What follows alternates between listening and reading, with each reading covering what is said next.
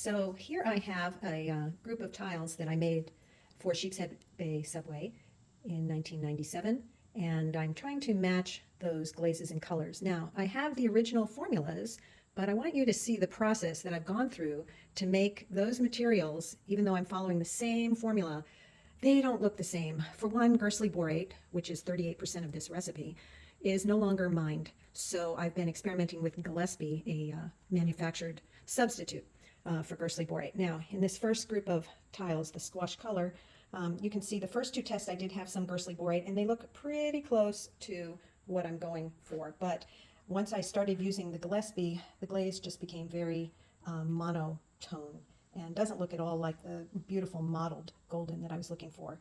In the sea green, which my original, again, is very matte. My first tests came out super shiny, and as I continued to alter the formula, restricting flint, adding clay to it, eventually I did get a satin version that is pretty acceptable. It is not as matte as the original, but the coloration is pretty close. I had a little more luck with the deep blue. Again, it started very shiny. My first test here is with original Gersley borate, and then I switched over to Gillespie borate and did some alterations similarly to what I did before. And eventually, yeah, I got a really nice dry looking glaze in the color I want. I think it's a really, really close approximation to the original, so I'm happy with that one. Off-white, oh no, I'm sorry, this is the avocado, was, oh my goodness, so many tests on this to try to get it to be matte, and I'm still not there. I've gotten the matteness I want. I want to make it a little more opaque to match this. So I'm going to be adding some more opacifier to this batch and see if I can get it to look like I want.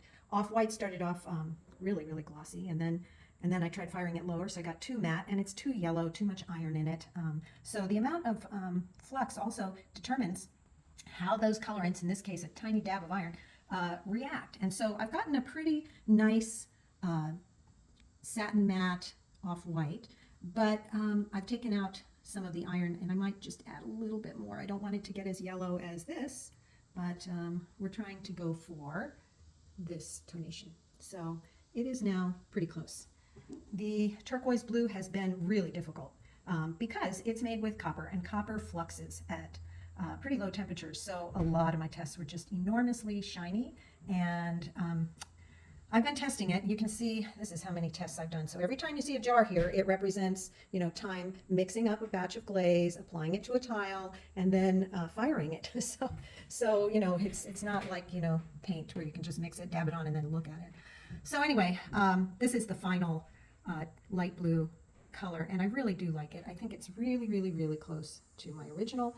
What I'm going to do is try it with a little bit more opacifier to make it a little more opaque, and then compare this result to that, and then make my final decision. I had more luck with my crimson. I only did a couple of tests on that. One's a little shinier, one's a little drier, and my yellow, they're very good. Same deal, one's a little shinier, one's a little drier. And I'm going for sort of a tan brown color, and it came out, even though I used the same recipe and the same colorants, it came out very too light, too light. So anyway, I'm gonna try a different stain for that one. But this is my work so far in matching the glazes for the Sheepshead Bay Subway Station, and I just wanted you to understand and appreciate that there has been a lot of work going on to try to get this mural to look like the one I made so long ago in 1997. This is Deborah Goletz signing out.